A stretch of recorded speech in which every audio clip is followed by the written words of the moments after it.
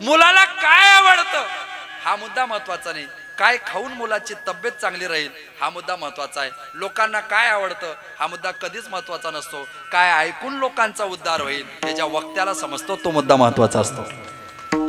आई बनणं म्हणजे काय काय ते आपण दवाखान्यात जातो, तब्येत नरम गरम असते, डॉक्टर साहेब गोळ्या देतात. शक्यतो डॉक्टर साहेबांनी दिलेल्या गोळ्या चवीला कशा असतात?